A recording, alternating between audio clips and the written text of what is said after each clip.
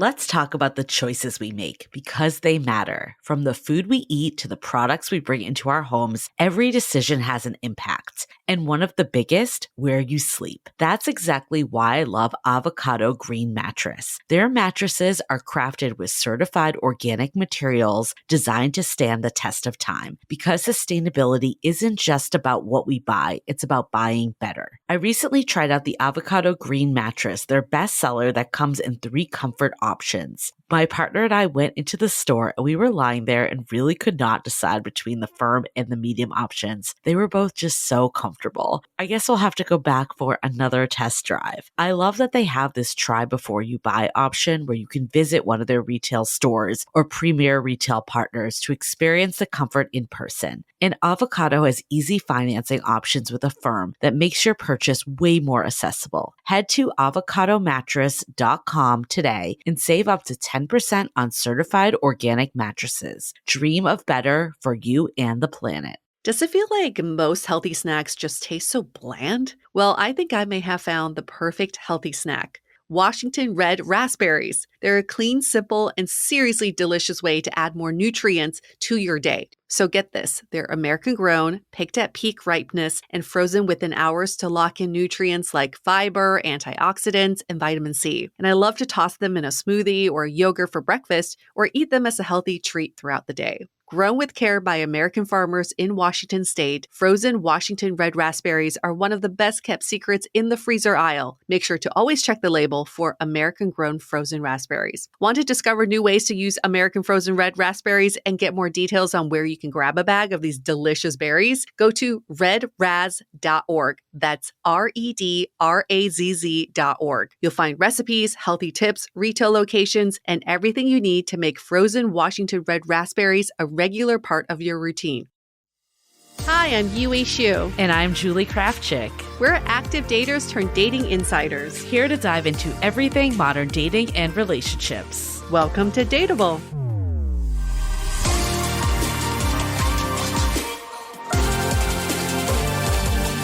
Hello, friends. Welcome back to another episode of Dateable. Welcome back to you, Julie, from your birthday trip. Not your birthday trip. Not my birthday trip. Yeah. Friend's birthday trip in San Diego. How was it? It was great. Welcome back to you also from a Florida excursion. We're both doing, beach-y type things in different beaches than normal. But San Diego was fun. It was nice to be down there. I'm pretty exhausted, but it was really fun. Yeah. We weren't there that long. It was a couples trip / people that didn't bring their significant other, just came solo, but it was fun. But it was like a decent sized group, but people, because it was over the holiday weekend, so you had some people like go Friday to Sunday and then others Saturday to Monday, and I was on that boat. And it was kind of fun that it was just like different vibes happening, and there were some nights out and then some more, we did like kayaking and more active stuff. So we got our mix up. It was for a 40th. Compare 40th birthday getaways to 30th birthday getaways. So it felt like 30th to me, like the stuff we did. And I was like, I'm too old for this. Such as? Yeah. Like we went to this bar that reminded me of Butter in San Francisco. Oh, you love Butter though. Yeah, when I was 30. I've been there in 10 years. I did love that place, but I think it may be good to like keep some of that in your memory, Yeah. Instead of, I'm not sure if I would love Butter by 40s. I think it's better to like keep it in the vaults. But have you gone back? I haven't been there in years. Oh. And for anyone that's not SF, it's like a trailer park theme. It's like kitschy, but it was really fun. And they used to play like good music. I remembered actually, I went on a date there. I was telling folks, I went on a date there, and it was one of those things like in the moment, it sounded like a really good idea because I'm like, oh, the fun bar that I go out at night at. We were bonding over that. Then we went at like, I don't know, maybe it wasn't 5, but it was like pretty early, like probably even like 7's pretty early for there. And like I was before like, dinner? Yeah. And I was like, I don't think I need to see Butter in this light ever again. And then his friends came. I remember this. His friends came like later in the evening. And he like didn't tell them we were on a date. So his friends were just like, who's this girl with you? And it was really awkward. Was it a first date? Yeah, it was the first date. It was super awkward. Yeah. And I left and we never saw each other again. And now you're marrying him. It's a true that love would story. that would be a good story. And we go to Butter every year on our anniversary. We bring caviar just to make it more fancy. It was fun though. We actually went to La Jolla and I stopped in a bookstore there. It was called Cool. Warwick's. And I actually because our publisher had given us a list of independent booksellers. Oh, yes. So UA did this too. It's when we're in different cities, we're might as well pop in. I didn't really give them that much notice though. I just went in. Yeah. I didn't give them any notice, not even a little notice. And there was a lot happening, but they were very sweet. And I signed the book and Nia sent them photos actually, because they just were doing too much that they couldn't do photos. So I was like, That's don't awesome. worry, we got it and I'll send them over. But that was really fun. We were also in the Warwick's that's at the San Diego airport as well. Oh, look at that. So Yeah. it's kind of a local chain. Yeah. So that was fun. And we did this kayaking excursion and it was super fun. It was crazy, waves. It was kind of intense, but was really fun. But then on the way in, we were trying to surf the wave, on the kayak to go in. And my partner and I, we capsized. It was on the way in. It was fun. It was that moment that I didn't realize it was happening until I was in the water, tumbling over. We were close to the beach though, so it wasn't a big deal. But he lost his 2 shoes, but they floated eventually. Oh, good. Okay, good. It was Didn't fun. lose much. Yeah, very entertaining. sounds like a good combination of daytime and nighttime. Yeah. We went to this piano bar on the next night and there was a proposal there. Wow. But it felt fake to me because they didn't You see hate that it. stuff. I don't know. I was I don't know if this is real because there was no emotion at all. I think maybe they had their moment earlier in the day and they kind of just wrote it, into the night. But it didn't seem like it was happening real time for the first time because she wasn't surprised or there's no really? emotion on the face. I'm this either is staged or it happened earlier today. Oh, that doesn't sound good. But she was happy. I mean, they seemed happy. It just didn't seem oh my God, I'm engaged. It was kind of yeah, there was no I don't know, surprise at all. At this point, I just realized some things make people happy and you do you. I definitely know people who are very particular about how they're proposed to and they'll give a script and that's how it should be done. So maybe, it was either completely fake and they were just we want to get on stage and do the stuff and get attention and we're just going to make up some total BS story. That's option 1. Option 2, they're writing it from earlier, or option 3 is she knew exactly that this was the place it was going to happen and it happened, but she just wasn't surprised because she gave him that script. Option 4, I watched a video of this couple that does fake proposals around the country to get free drinks and food. That's what I mean. I feel like it was maybe staged. That was option 1. I wouldn't have put it past that. I think option 1 to me is maybe one of the higher options because they came on stage. Were there other people celebrating? No, they were the only ones. But they came on stage and they did. I actually really like piano bars. It's not something I go to that often, but it's always fun when they sing pop songs. And they did Genuine Pony, from Magic Mike. And they were on stage, this couple, because they had the proposal and they were giving each other lap dances. So I'm not sure if why someone would necessarily voluntarily want that. But some people just want to be on stage and doing stuff. And they probably got a free drink. Oh, maybe free food too. Maybe they got Who knows? Everything. Who knows? Is it worth it? I don't know. I want to know, random couple in San Diego, were you actually engaged? Are you even a couple? Do you know each other? Do you know this couple that got engaged over the weekend? Let us know. How was your trip to Florida? Quite the opposite. Quite the opposite. We spent a few days with, this is all to see the man friend's relatives and family. And we spent a few days with his dad, who lives in a retirement community or 55 and over community. And I fell in love. I was yes. This is what we need. It was like, 4 tennis courts, all these pickleball courts, 5 swimming pools, laptop, pottery studio, woodworking studio, paint studio. It was just all the activities I love, except with really old people. And I was just laughing the whole time because it's in Florida, it's in Tampa.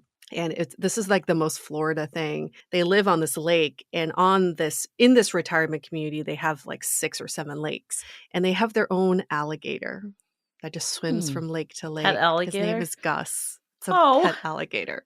So they can't leave their dog out because you never know when the alligator's hungry. It's just so odd that they're just out there drinking their coffee in the morning and seeing Gus the alligator swim by. so I was in my 30s, maybe 20s even, and you were in like your 50s into I was 60s. No, I was like in my 70s. I think I was fully in my 70s for those. It was like 48 hours, but I enjoyed every minute of it. It was wonderful. You could span different generations no matter your age. Age is That's just the a beauty of being in construct. your Yeah. 40s. You can go younger, Different you can go older, directions. you can hang with all kinds of different people. But we did end up in Miami for 4 days with his sister, half sister, Okay. and she's wonderful. She's my exact same age. She and her husband are wonderful, and they're very fun, and they don't have kids. So, it's definitely a different vibe. And Miami is just like such a party scene. So we dabbled a little bit in that Okay. culture, but we definitely didn't hang. Like I still went home before 11 every night. Okay. Yeah. I mean, I did not partake in this, but my friends were out till 3 in the morning both Damn. nights. I know. They can roll. Birthday girl was out. I was like, you got me till almost 1. That's pretty good. That's pretty good. That's longer than you lasted for your birthday. So I have 2 Instagram accounts, like outside of Dateable. Like I have my personal that's really honestly at this point, it's really reserved for people that I know intimately well. So if I don't accept you, Oh, it's nothing be personal. offended. It's nothing personal. But that's why I made my Julie Craft Chick handle. And I Mhm. feel like the personal one, I would think that like people would tag me. And I know this is very confusing to my friends. So my friend tagged me on the Julie Craft Chick one. And I didn't really like think about it. And I like reposted it. And it's fine. Like it's whatever. No, I don't care. But I was just like, it's kind of funny. So it's like not really something I'd ever post there. And I got like an email about it for some reason. Like Instagram sent me an email being like something about your posts, like in your story. I don't know if it was like doing well because I don't really post that many stories. Wait, what? What is the email? Like No, you got to be more. No, I you forget can't be what this the email vague. was. Oh no, I remember what it was. It was is our email for, oh my god, we have too many Instagram accounts for exit interview. It was sent to that email. And because like it's not that active, right? It's like check out the stories of Julie Craft Chick. You were on there also. And like other I see. people. Okay. And I was like, Okay. wait, why do I have a story up? And then I'm like, oh, I posted to the wrong account. Take that down. Okay. Yeah. That makes more sense. That's I was what like, it was. wait, Instagram sent you an email? You're like, what is this? This is Instagram's not like, consistent. you should take that down.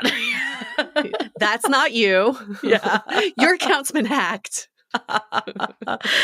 But I love that we're talking about retirement homes. No, this is a weird transition, but we're talking today about meeting later in life. Yep. And I mean, neither one of us would ever say at an earlier point. And later in life, I think is a subjective term because I actually even think I met someone later in life. Like, because, it's all, again, all subjective to what you think is the quote unquote timeline that you're supposed to hit. But I feel like if I met someone in my 20s, I would never be like, oh my God, 1 o'clock, that's so late. And you would never be like, oh my God, a retirement home. This is my dream. Yeah. This is exciting. So it just shows like how things shift in your relationships, in life, in so many ways. But like we said earlier, you can also embrace other ages at any time. But this whole conversation is really about like how it's never too late, how even if you met someone earlier in life and thought that was the person you were going to be with, life has its surprises. And sometimes we end up with different people later on,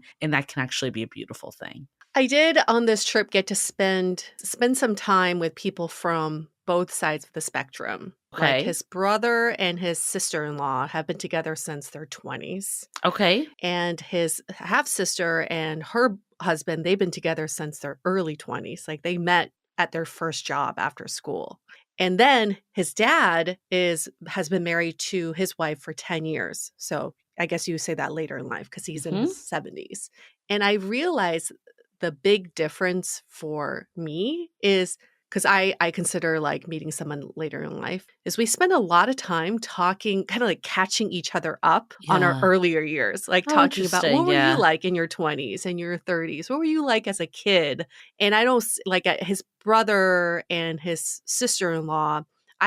Obviously I don't know their intimate conversations, but they've known each other through Yeah. those phases. So they're more like talking about a lot of like future planning with their kids and everything. So Mm. it's kind of fun because I realize meeting someone later in life gives me a chance to get to know them and have Yeah. all these opportunities to talk about the years I didn't know them. Yeah, I think it's like either way, it's merging your life. And it's just like, what does that life look like? I think it's interesting now. I mean, obviously, I'm getting married for the first time in my 40s. And Hmm. just like the amount of like stuff you've built before and like bringing that into a marriage and like Yeah. adapting, I think it's interesting because you obviously are more independent. But then if you were like met earlier in life, maybe a lot of that would just be more like automatic because it's just you two building like Yep. all that from the ground up. But I think either way, there's no wrong or right. But I love this conversation that we're having today with Sandy Weiner, who's a return guest.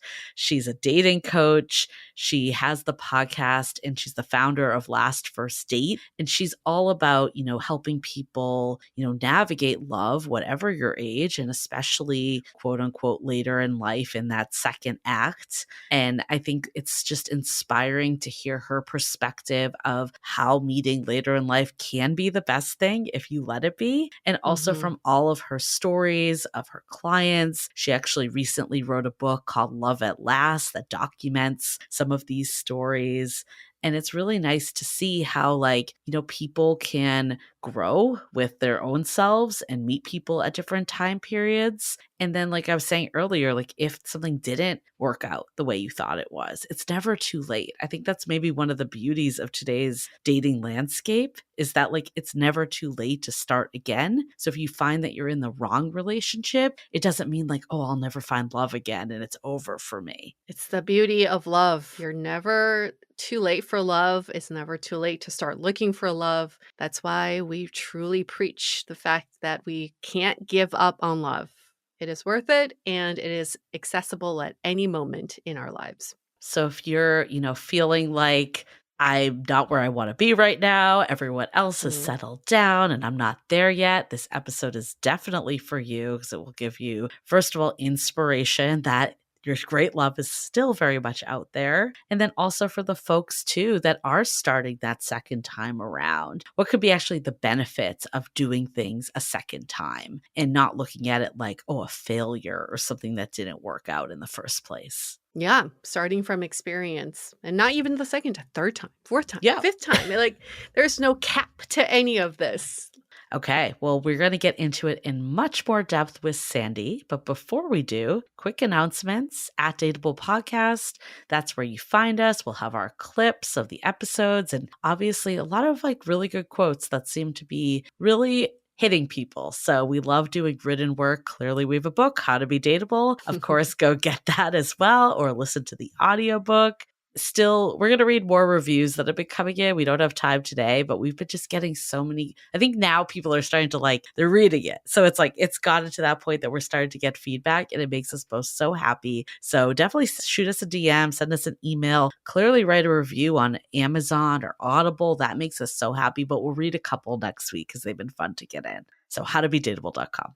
Okay, well, before we get into it, let's hear a message from our sponsors. I am so relieved to say that the days where shapewear feel like torture devices are over. Seriously, who invented those things? They were so uncomfortable. But now, have you discovered Skims? because I'm a Skims believer, and it's just too good to keep all to myself. The Fits Everybody collection from Skims is like nothing I've ever tried before. And here's a funny story. When I first got the cheeky bikini underwear, I thought they had sent me kid sizes because of how small they looked. I was like, this is not going to fit me. But then I was shocked that they stretch to mold to my body, and they're so comfortable. I feel like I'm wearing nothing at all. And best of all, I found the perfect color to match my skin. So these undies don't show through any white pants. Skims truly live up to the hype. Shop Skims Fits Everybody collection and more at skims.com. After you place your order, be sure to let them know that we sent you. Select podcast in the survey and be sure to select Dateable in the drop-down menu that follows. As we're headed into summer, I feel that familiar urge to refresh my closet, but I'm not wasting money on pieces I'll only wear once or for just one season. With Quince, everything is half the cost of similar brands. By working directly with top artisans and cutting out the middleman, Quince gives you luxury without the markup, like 100% European linen shorts and dresses from $30, luxe swimwear, and so much more. I have my eye on their Italian leather platform sandals in cashew and may just be getting these in time for my bachelorette party. Their clothes are timeless, lightweight, and far more elevated than anything else at this price. Give your summer closet an upgrade with Quince. Go to quince.com/dateable for free shipping on your order and 365-day returns. That's QUINCE.com/dateable to get free shipping and 365-day returns. Quince.com/dateable. Okay, let's hear it from Sandy about Love at Last.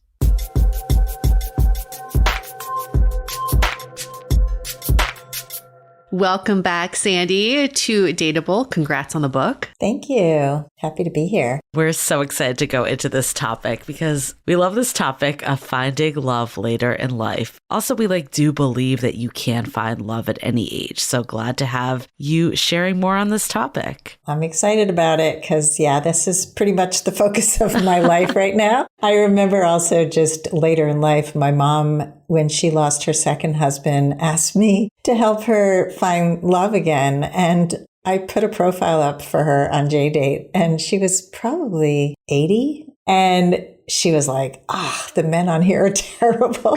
And she just poo-pooed everybody. But I actually got on Zoom with her and I dated with her and did all the things. And she gave up after 2 men. But she had 2 husbands. So she had a good run. That's 2 more than I've had. So she's doing great. But what does later in life mean to you? Well, I deal with people like 40 and up. So I don't know, 40 doesn't sound so old when I'm 68, but later in life is generally over 50, I guess. But I think, people when they hit 40, they're contemplating whether they're too old to have children, what relationships are to them. Maybe they've been busy with work and haven't focused so much on relationships. And so things change a lot with maturity. I think in so many ways, as we get older, we become better at relationships in general because we know ourselves better. We know how to set limits with people. We know what we will and won't tolerate in people. We preserve our energy. So a lot of the best relationships, I believe, happen later. I think it's a subjective term too, because I would even consider myself, I met my partner at 37, but I think you get so much messaging around you need to find someone by 30. So of course, everything is subjective to where you are and what it is, but agree fully with you that I'm glad in retrospect that I met my partner when I did, even though it felt later to me. I'm curious, your experiences either with yourself or your clients and why you think this actually is a good time to meet someone. Well, I was 28 when I got married, and I thought I was really old. And so subjective, right. I mean, when I look back now, it's I would totally tell my younger self that you have time and that there are other people out there and that you don't have to settle on somebody who really isn't the best match for you because I wanted children, because I wanted a family, because that was the messaging. Like, you're successful if you're married and have children. That was it. Mm-hmm. So I got married to somebody who I thought was going to be safe for me. And it wasn't. Because it wasn't the right match, when we had struggles, it fell apart. And I still stayed for 23 years. Mm. So coming out of that marriage, I had to learn a lot of things about dating, about myself, about the things I had given up, and what is a healthy relationship, why I stayed in a bad relationship for so long. And I think it was a great learning experience. I don't regret having had that experience, but I did not give that message to my children. I did not want them to rush into relationships because of a should, or social pressure or family pressure. I mean, we didn't pressure our kids. I have only one child married out of 3, and that is fine. I think you can be really happy as a single person. I'm single right now and very happily single, because the people I meet are not people I would want to be in a long-term relationship with at this point. My clients and the people who are featured in the book are people who, some of them had never been married and had never really been in a long-term relationship until they were like 50. Some of them had been in multiple relationships, marriages. Some have lost multiple spouses. Everybody came from a different place. And one of my favorites was a long-term client. We just used initials for her. She had gone to Italy and met her partner there, but it was such a non-linear relationship. She and I had worked together for so many years, and she had been married once, and all of the relationships she had subsequently were really unhealthy. And she was holding out for somebody who would be amazing and was not finding it. She knew exactly who she was.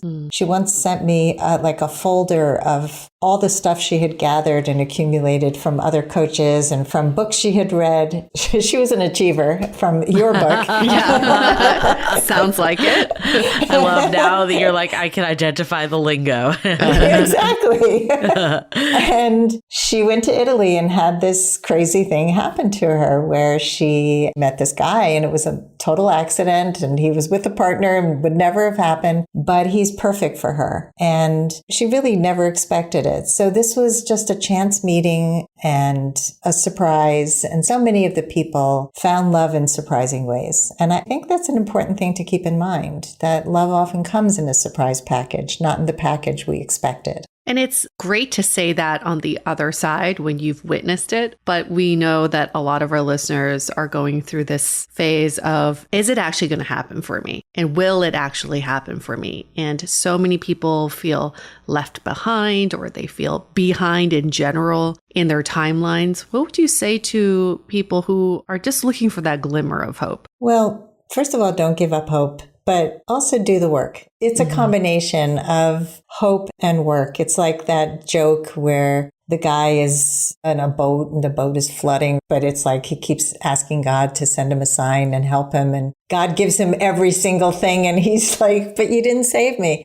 So, it's like you don't see what's in front of you, or you don't do the thing that you need to do in order to overcome certain obstacles, habits that you have, beliefs that you have. I mean, if you watch any of the shows on TV, the reality shows, you really can get a great glimpse into what people do wrong. And you're probably doing the same things. I know I have, right? Like talking too much on a first date about yourself, or not sharing anything that's interesting, but sharing a lot of facts and not going deep enough, quickly enough. So being aware of those habits and beliefs that might be getting in the way, that is the missing piece for a lot of people. I think one thing that we've heard from a lot of people that I've also struggled with is patience. Like, how do you, especially if you've been on a slew of dates that didn't go anywhere, or you've had those relationships that didn't pan out, like, how do you have patience that there is still something better out there coming for you? Go to the gym a lot. I'm not kidding. Do things that make you happy outside of dating so that your focus isn't only on dating. Yeah. And I think if you balance balance your life really well in that way, where you're doing meaningful work, whether it's work for pay or volunteer work, you have great friendships. Focus on your whole life, because if dating is your hyper focus, you will have no patience because it's not coming fast enough. Yeah. And then what about the flip side of that, when someone gets so comfortable single? They live this amazing life, this grand, fulfilled, balanced life, that it's hard for them to make room for another person. Yes, I remember Ariel Ford talking about this, where she said, if your room is decorated as a woman all in pink, your bedroom, and you only have one nightstand and you don't have any room in your closet for a man to put his clothes. Like, think about your life as if, and it may sound very woo-woo to people, but I actually think even just adding an extra nightstand on the other side of the bed can help you to get into that mindset. I think the other part of it is a lot of people who haven't experienced a healthy, loving relationship don't know what that feels like. So they close themselves off to relationships because they feel like it's just going to be more of the same. Yeah. So it's going to be draining, and it's going to be, I'm going to have to give up so much to be in that relationship. And that is a false belief. Yeah. So again, that's an education piece of surround yourself with people who have healthy relationships. Like find your one friend who's happily coupled, hang out with them, see what that feels like, so that you have a felt sense of what to look for and what it's going to feel like, because the feeling is such an important piece of this. So I think there's obviously a subset of people that have had a lot of relationships that maybe weren't healthy that they could compare to. What if you're in the stage that you just haven't had that many relationships and you find yourself later in life and behind? Because we do hear of people that haven't had their first serious relationship till their 40s or 50s because they've just either been out of dating or dates that never went anywhere. How do those people even benchmark what a healthy relationship feels like if they have no comparison? Yeah, so I think besides hanging out with somebody who is in a healthy relationship, I think doing the work is crucial. Lisa, who is in the book, she was 50 when she met me, and we spent the first, I don't know how many months, helping her heal from the loss of her mother. I mean, she was devastated, and every single session she was crying and working through that. What are you holding on to? What about that relationship is hard for you to move on from? And what didn't work in other relationships that she had? They were short term. They were not fulfilling. And the first person that she dated, when she finally got to the dating part, was a person who wasn't capable of being enough for her. And she stayed as long as she needed to, and then moved on, and then met the partner of her life. But she had never felt what it would feel like to be in a relationship like that. She had to work through a bunch of things in order to get there. And that's often the process. People are shocked that, it's not just, let's learn how to flirt really well. Yeah. Let's learn how to, I had a client who came to me and said she had interviewed a dating coach who told her she needed to wear more form-fitting clothes and more low-cut, right? Show more cleavage, grow your hair, because men only like long hair. Boy. And I was like, oh my God, no. This is not what's stopping you from finding your person. No. And so we were fed all of this garbage, and then TV and all the movies and fairy tales. And it's not a fairy tale. There is a mental shift for dating later in life that I often think about, which is dating later in life, you are going to be facing more serious problems in someone's life, and probably right away. Loss in the family, illness diagnosis. I do feel like there is something about dating earlier in life that you can bypass a lot of the hard stuff till later. You can have more of the fun, ignorant times when you're in a new relationship. But later in life, I do find it hits people a little earlier in their relationships. Let's just talk about that, because that's kind of a fear of mine, really, to even think about that. Could I get into a relationship with someone and right away I find that they've been diagnosed with something, or they're going through something really traumatic? Have you dealt with clients going through that? And then what would you say to people who are scared of something like that? Yeah, it is definitely a consideration.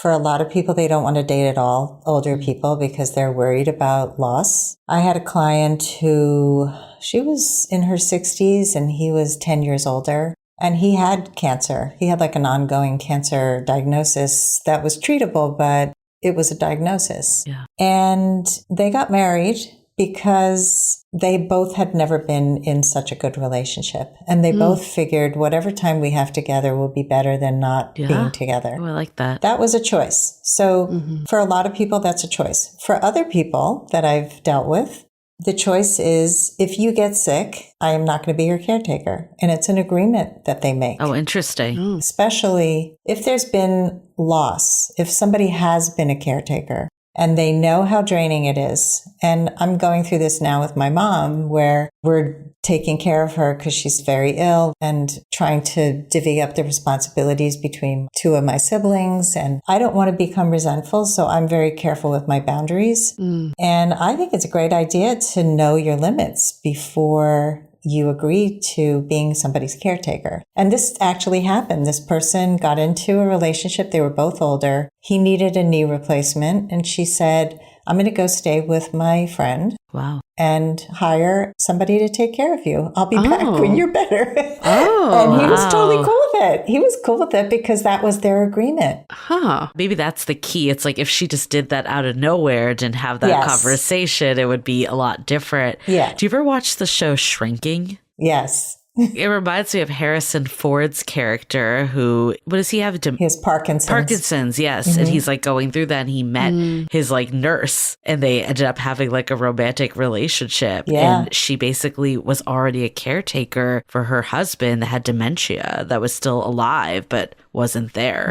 And she basically like was like, okay, to do this, I need to not be the nurse. Even in the household, like I could be my nurse at the job, but I can't be it in the household. She gave him like a different person to like be that person for him. I love that. I mean, I think for some people that may sound cruel. You know, for my ex-husband, me setting boundaries with my children sounded cruel. To me, it sounded like good parenting. Yeah. So, you know, it's all perspective and it's the agreements you make. I'm doing some couples relationship coaching right now, and I have a man that I worked with who is now engaged, and they met with me once to kind of talk about next steps, like what should we be thinking about? This is pre-engagement.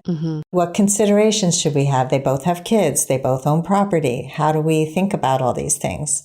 Now they're engaged and they're planning to get married next year, and they're going to go have a prenup. So they wanted to have a pre-prenup conversation with me from the emotional, psychological piece, which is something that most people don't think about. Yeah. How is my illness going to impact my spouse? Yeah. Will she be making the decisions for me, or will one of my children? And this came up during our conversation. He's like, yeah, I think my sons are going to do it. And she's just looking at him. She's like, but I'll be your wife. And I said, to me, it depends on, first of all, who's the best decision maker when it comes to medical decisions. Maybe you've been married for 10 years. Your spouse knows you better than your children at this point. Like, she might be better. So, you know, these are things to consider for sure. So there's finances. There's, do we merge bank accounts? Do we keep separate lives? Do we live apart together? That's a very popular thing that people are doing. And I think it's a great idea. I always love the idea of a room of her own. I think a house of her own is even better. Yes. Same. Yeah. I mean, just maintaining your autonomy. Now, for some people, they don't want to maintain autonomy. They want to merge their lives and mesh together. And I would want to puke, but that's me. So I think there is no one size fits all, obviously, but there are definitely additional obstacles. Yeah. Where do you draw the line? And those things come up and it can make or break a relationship. It's having those more intentional conversations, which, I mean, we all should do regardless of what age we are and what phase of life we are. But it sounds like later in life, you can initiate these conversations even earlier. Well, I think the later in life, it's not hypothetical anymore. Like earlier, it's like when we have kids or when we do this. And now it's like, I have them or I have this property. Like it exists already. So you kind of almost have to. And I think, you know, how we spend time. Where do we live? I mean, this came up on The Golden Bachelor. Bachelor where they got married and couldn't figure out where to live. Like, hello, you're supposed to have that conversation before. Right. Why did no one ever talk about that? Right. Oh, well, it's TV. But But those are those huge. I mean, so my sister got married again at, like, I think she was 70 when she got married the second time. And for her, there were things about him that she didn't know until they were married because they came out, like he has ADD. And what do you do with that? He's not being treated. It's affecting the marriage. Why didn't you tell me before? But because he was the kind of person who was amenable to growth, and because he was the kind of person who could talk things out, and this is what she said to me when she was thinking of getting married to him and telling me about him, I said, it sounds like anything could be worked out if you're with a person who is open, not defensive, and willing to grow. Yes. To me, that's essential. And so they've been able to work it through. And it's a beautiful relationship that really blossomed because it was hard in the beginning. I think I've experienced that as well in my relationship. And we met at 37. So I was 37. He was 39. But I think I hold on to that, what you were just saying of like, we can work through it. But one of the challenges that we've both had is that we kind of bring our old bad habits to the relationship, or like the ways that we've done things for years that have kind of gone unchecked because we haven't had that person around maybe to tell us about it. What would you say to that? Because I think like that's definitely a challenge in later in life. And I promise our listeners we will get to the benefits because we don't want to just be doing like all the reasons it's terrible to meet in later in life or hard parts. These are benefits too. You're going to be having these conversations. True. It's just true. Like a little earlier. That's true. It just comes out earlier. Well, I think, again, the awareness piece is one of the most important things in any part of growth. So if you're aware that you're triggered because of a past thing, then you can talk about it. You know, sometimes after the fact, sometimes you lose it and then you say, hey, I'm so sorry. I just, you know, that was something from the past that had nothing to do with you. Or it did have something to do with you. But, you know, being able to know the difference between a me thing, a you thing, or an us thing is really important. And the willingness to say, I'm taking responsibility for my share and I'm going to work on it. And here's how. I have a couple that I'm working with. I worked with her first and now she's in a fantastic relationship. And they have a big pay discrepancy where she was extremely careful with finances and he is a financial planner who did not plan well for himself. Ooh. Mostly because he was kind. He was so kind. He was giving away money. I've had other clients like this, like they just didn't manage well. And he also had kids going to college. I mean, there were a lot of things that led to debt. So she wasn't sure if she should break up with him over this. And everything else is fantastic. And so they ended up starting coaching together with me to work this out. And I love that they're willing to look at everything. So in the beginning, she said, well, I'll stay with him, but I want him to have a spreadsheet and I want to be able to check it. And I want to make sure he's great. And I said, oh, so you want to hypermanage him and treat him like he's like your project and your child and you're going to oversee him. How's that going to affect him? And so he's like, yeah, I'm going to do this independently. We can have a monthly check-in. And so that's the negotiation piece. Like that's old stuff for her. Like she realized that she treated every relationship like a project and a person she had to fix. And she went, I'm not going to fix him. I'm going to tell him that this is an issue for me because I don't feel safe around people who don't manage their money well. But he's working on it and he is growing wealth and he's doing a great job. So it's that balance of let's figure out how to make this work or not, you know, but we're going to talk it out. I want to dive into this even more, but before we do, let's take a quick break to hear from our partners. Anyone else so busy these days that it can be hard to find the time to shop, yet alone pick out a good outfit? That's where Armoire comes in. With a clothing rental membership, you can effortlessly turn heads with stylish, everyday looks tailored just for you. In the last couple months, we've done so many book events, and I don't know what I would have done without Armoire. It's been my literal lifesaver, where I can try all sorts of clothing and swap them out if they aren't the right fit, or if I just want different styles. What I love the most is trying new pieces I wouldn't necessarily want to commit to buying, like wide leg jeans or blazers. Sometimes it's been a no, but other times I've been pleasantly surprised, and I've loved expanding my style a bit with Armoire.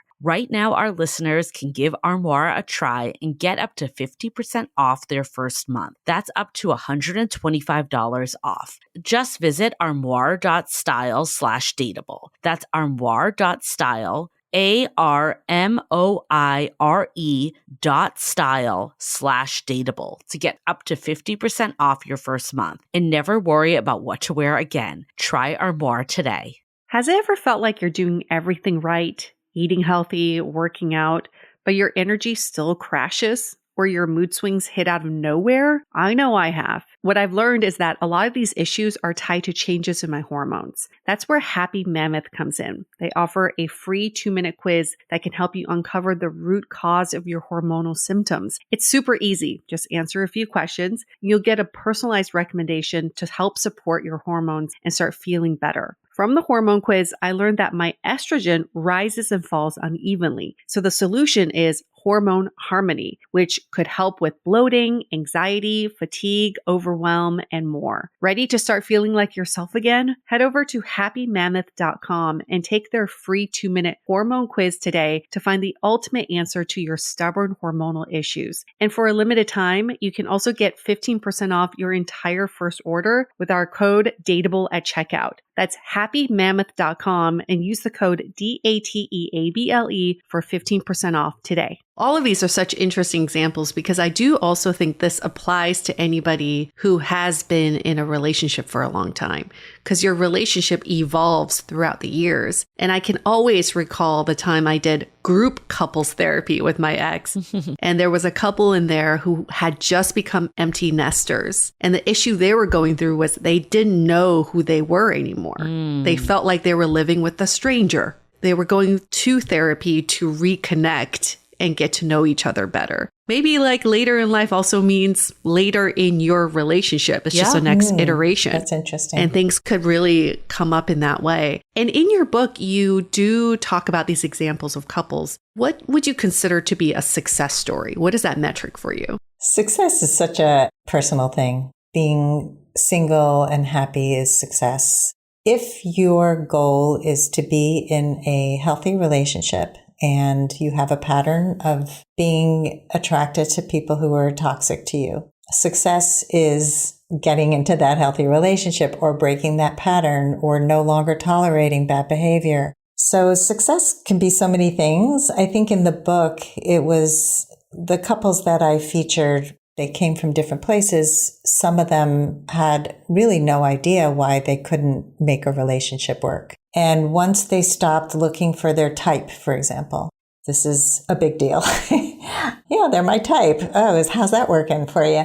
So yeah, always going for your type or the initial sparks and letting things percolate and grow and seeing the qualities in a person that really were meaningful to them. Those were the things that really mattered in the end. And these people are happy in relationships that are continuing to grow. I think that to me is also another metric of success. Yeah. You don't just get into them. You continue to nurture them and grow these relationships. And I was just talking to a friend of mine last night who is widowed, and he's in the first relationship. He dated a bunch, then he stopped dating altogether. And so this was really the first relationship. And the woman, they're great together. They met on Facebook dating, which was an app that he didn't even want the app on his phone because he hates Facebook, but he was on Facebook for some groups that he belonged to. And he was like, oh, got to put it on my phone. He was like, what is this Facebook dating thing?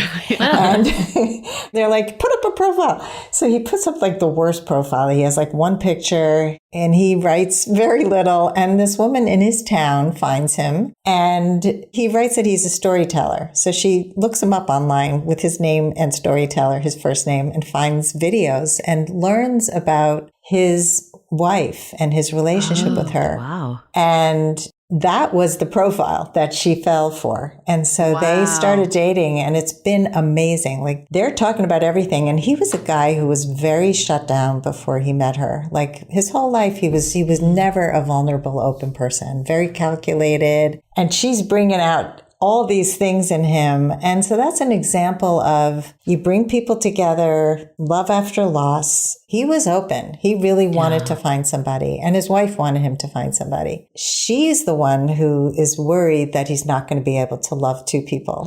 So that's been an issue that they've talked about many times. But I love seeing who he's becoming. Like, she's introduced him to Tai Chi and to crystals and to lighting out his aura.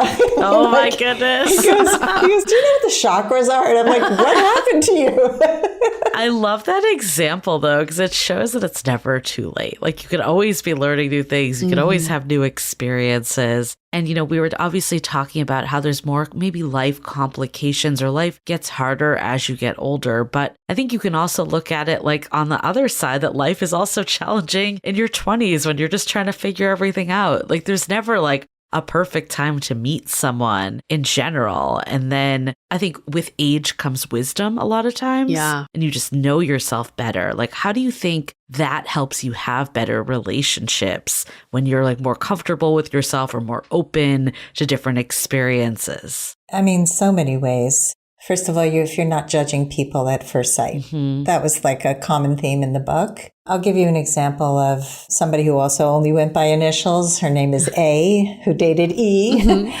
She loved to dance. And so she would go to these dance events in Manhattan where she lived, not to date. She had had very bad luck with dating. It was her happy place. And so one night she meets this guy, E, who's older than she would have dated, and lived in Florida. She lived in Manhattan. He also had like a part-time place in Manhattan, but not somebody she would ever have considered dating. But they danced the whole night together because they were great dance partners. And then he asked for her number. They got together for coffee the next day. And again, she's not thinking dating, like, nice guy. Yeah. And then he hugged her at the end of the meal, and she felt electricity. It's like, you can't even make this stuff up. Like, it's, and all of a sudden she's considering him as a partner. But again, he lives far away. How are they going to make this work? And so they did make it work. She's still with him. They had to figure out the long distance thing and how they were going to make it work. But she spends time there. He spends time with her. And again, they're both retired, so they can have more time to move back and forth. That's an advantage to being older. But they also went to therapy together. They took Gottman classes together. He was willing to work on stuff. She was willing to work on stuff. I've said this so many times, but it is a common theme, that willingness to not have to be right. You're wrong and I'm right. And,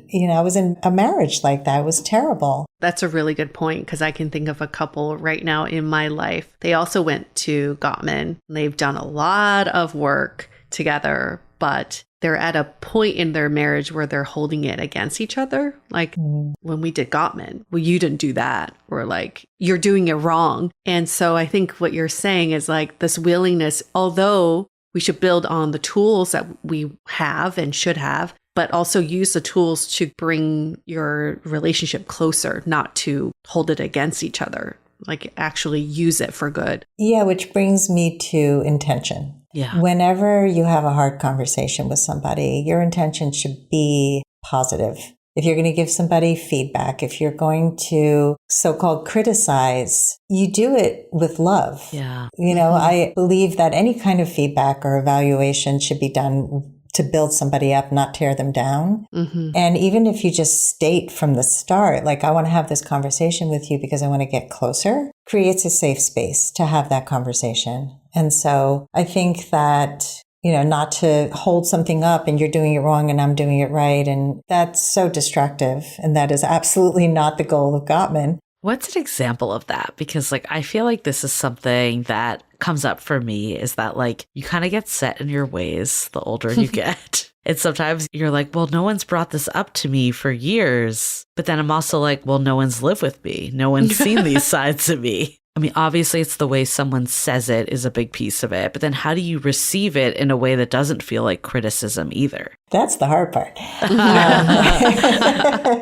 I would say thank the person for being willing to have a hard conversation with you. It takes courage because a lot of people don't say anything and they just hold it against them. Thank them. Sometimes it's not even about you, it's about them. And so, if nobody's ever said anything like that to you before, that might be a sensitivity of theirs, and it might be something that you're not going to really change. But you can take it into consideration. It depends on what it is. Like if somebody is always leaving the milk out, I don't know. Right. I mean, this is something that happened in a friend of mine's marriage. He would leave the cheese out or the milk out and it would drive her crazy. I think it's also understanding, like I had a daughter who had terrible ADD and she would leave the front door open in the winter and go out to school. And I was so mad at her, like, you're doing it, you don't care about me. And I got coaching for that. I got coaching to learn that this is how her brain works. And this isn't personal. This is really about her. Should she do better? Yeah, it would be great if she did better. Right. If I get upset about every single ADD related thing that she does,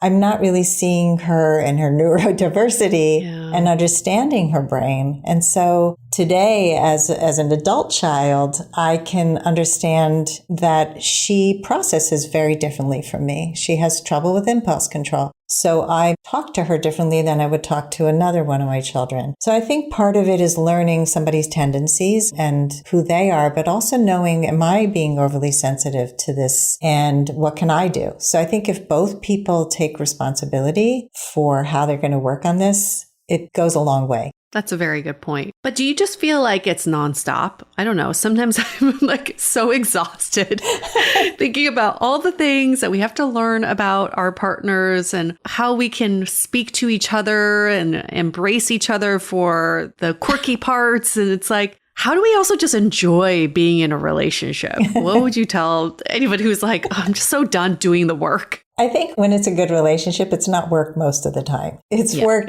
on occasion. And it's usually the same issues over and over because there are always things in relationships that will not get resolved. So you learn to use humor. You learn to not have to overthink it. Yeah. One of the couples I was talking about earlier, she spent so long trying to get to know her boyfriend that they were in the talk phase for like a month and a half and not touching. And I said, more touching, less talking. I was just like,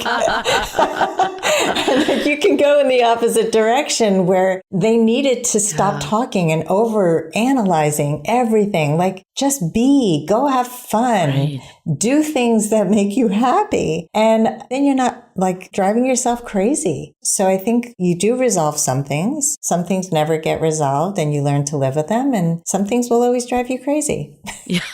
I think what's interesting about the later in life is I do think that all this stuff is inevitable. No matter when you meet your partner, it just might come faster later in life. But then on the flip side, I love that you had a story where there was a lesson about like, don't be in a rush to find love. Like when you're in your 30s looking for a partner to marry and start a family, it's like all about your biological clock. And like, that makes it really hard and stressful that you're like up against this time parameter.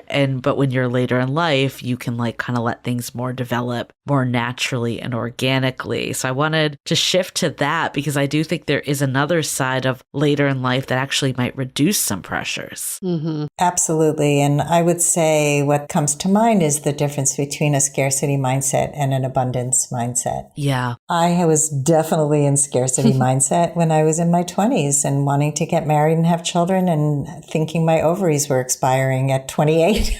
It's a joke to me now. But I thought that I had dated every man in Manhattan and everybody. I had run out of people. I had run out of ovaries. I had run out of everything, run out of time. And, because I didn't know that there would be more options. Today, when I'm dating, if a guy says something and it's, they're just totally crazy, or if he's not showing up and he's not pulling his weight and he's not investing, I'm out. I don't try to make it work. I don't work harder. I would rather be single. And so I have great friends. I have a great life and I've built this life. Yeah. And I think that hopefully you've done that. Like a lot of people have not. A lot of people come out of long relationships and they don't know where to start and they don't know who they are. And I think you have to work at that, build something that you love. And that gives you that kind of grace of if it happens, it happens. It would be great. I'm putting some effort into it, but I'm also living my life. So I can see for the people that maybe are already have children that pressure is removed. What about for the later in life people that meet someone? 'Cause this, I think, happened to me. It's like I met someone a little later than like the plan, right? And then you're like, well, now I have to do all these things. Like, how do you kind of let go of that side of it too? If you're like maybe straddling, maybe like, not meeting someone super young, but not meeting someone like way later in life. Yeah, when you're still fertile. That's what that means. So some people freeze eggs so that they don't have that pressure. It's not a guarantee, but it does take some of the pressure off. I've had clients who've done that. I've had clients who just kind of reassessed, is that the most important thing to me, having children? And maybe not. Maybe it was. Maybe I need to kind of mourn it and grieve it and move beyond it. Maybe I want to be with somebody who has their own children and I'm okay with that. Maybe I want to adopt. That's true. There are a lot of options. I think for some people, they have married into a family of other people, and it can be challenging. You have to figure out what's your role as a step parent, and that's a whole other discussion.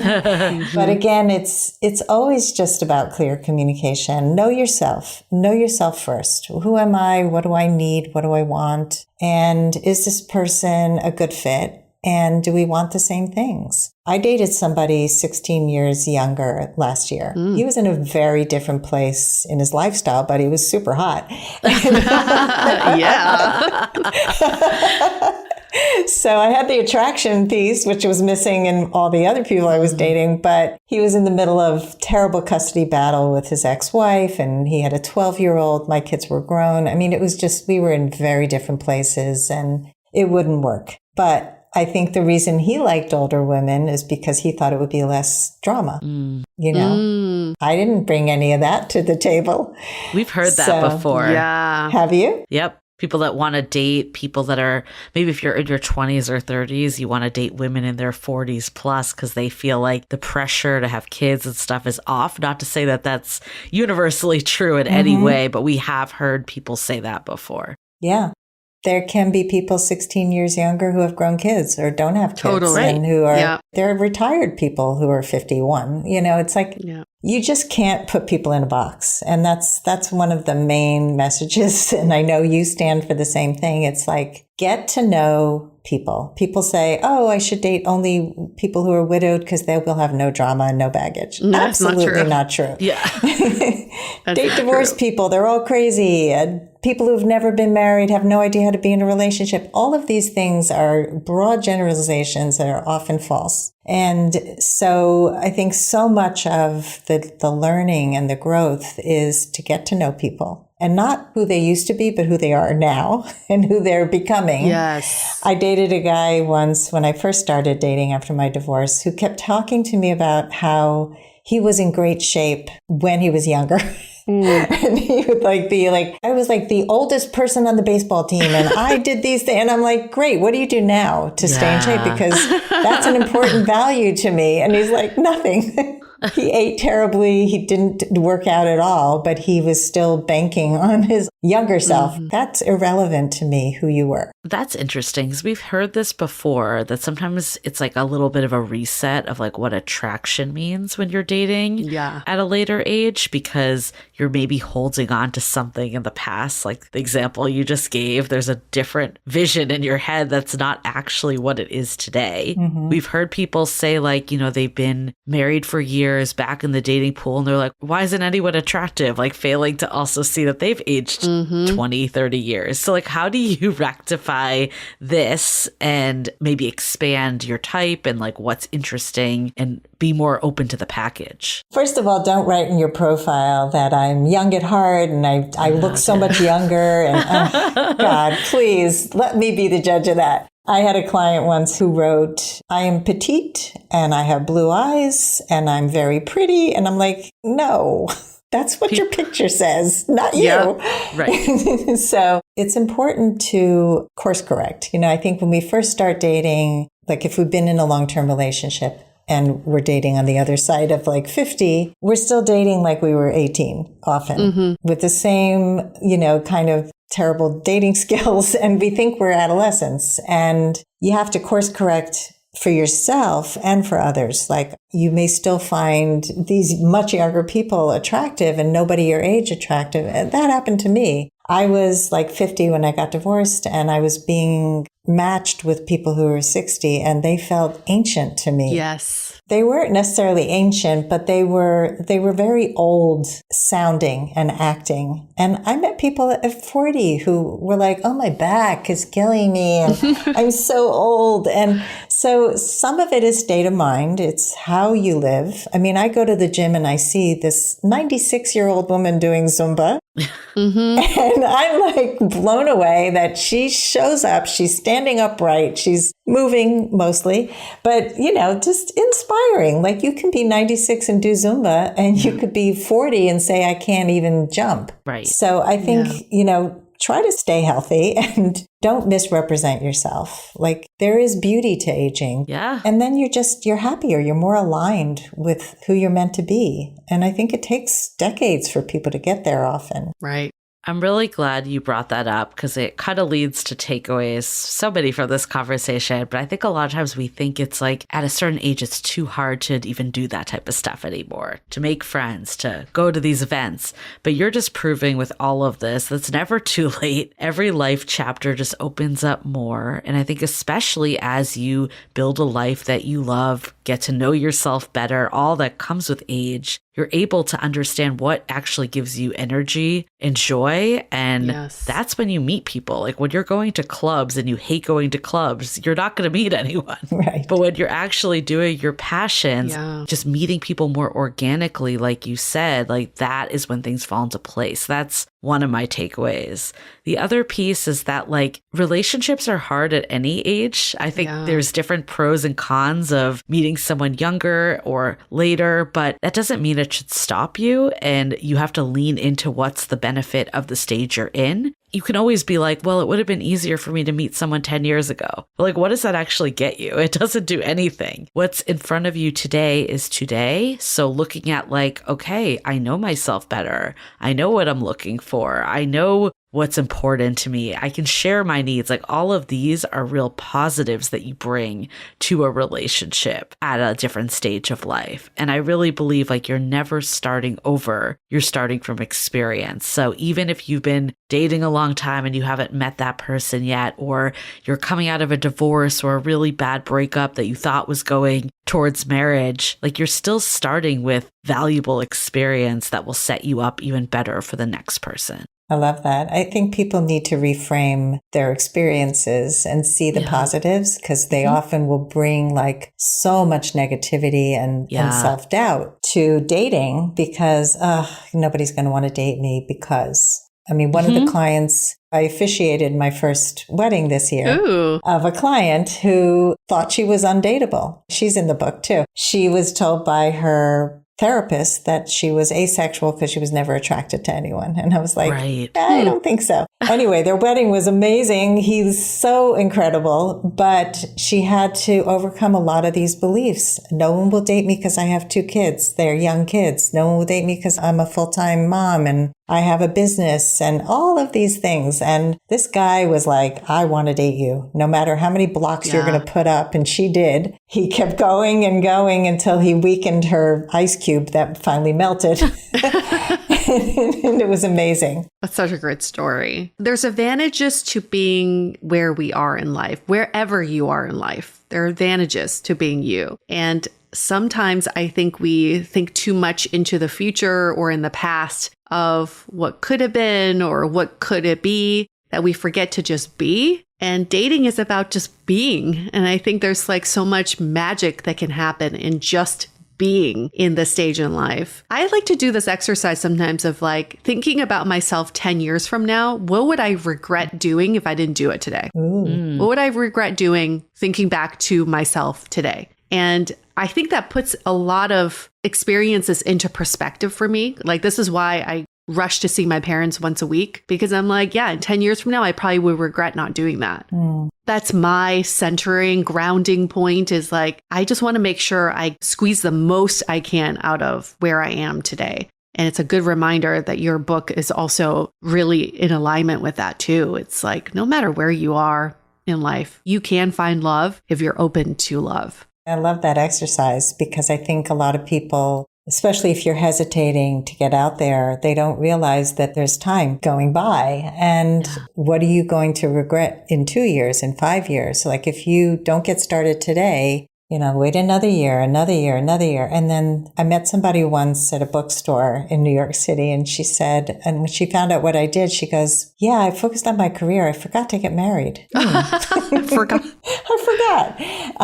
But that's what happens. It's like they wake up one day and they go like, oh, and now it's harder. Because then I had more options and it was easier and I was meeting more people and people weren't full of baggage. But it doesn't matter. You can still navigate it and it's still a beautiful thing no matter how old you are. Go for it. I mean, I guess you kind of did this, but if there was like parting words that you would leave someone to summarize just your thoughts on this topic and the convo we had, like what would those be? Work on anything that blocks you from love.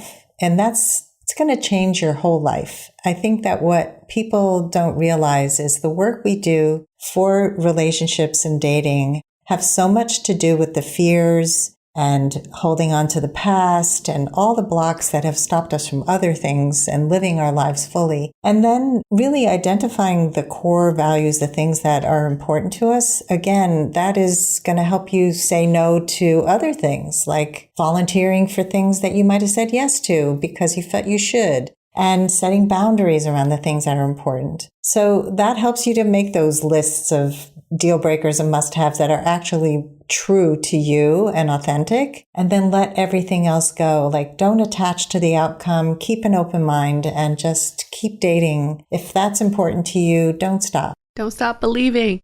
Lovely. So great having you back on our show, Sandy. If people want to find out more about you and your book, where can they go? Yes, thank you. This has been a great conversation. I really enjoyed it. Well, here's my book, Love at Last. And I have 2 other books. You can go on Amazon and find them under Sandy Weiner. And my website is lastfirstdate.com. And you can find my podcast there, my YouTube channel, my Instagram, my everything. And reach out. I have tons of coaching programs and courses, and I would love to support you. And you have a very active Facebook group as well. I do. I love my Facebook group. It's called Your Last First Date. And we have 7 monitors who keep the group safe and sane, we like to say. We have very strict boundaries that we are really guiding people to do what they do in the group, to do outside of the group. And so if they're making assumptions, if they're coming in with a lot of judgment, we don't tolerate that because that's really not going to help people. And so, yeah, join us there too. It's only for women. So sorry, guys. We will link all of these in the show notes as well. Thank you. And beautiful. For all of our listeners, while you're looking up Sandy's book, why don't you also just get our book, How to Be Dateable? They're the perfect companion to each other. They have similar colors. They do. You do how to be dateable first, to open yourself up to love, and then Love at Last to really think about relationships and how to sustain a healthy relationship. So it's a perfect companionship, and you can find both books out right now. All right. On that note, we're going to wrap up this episode. Stay dateable.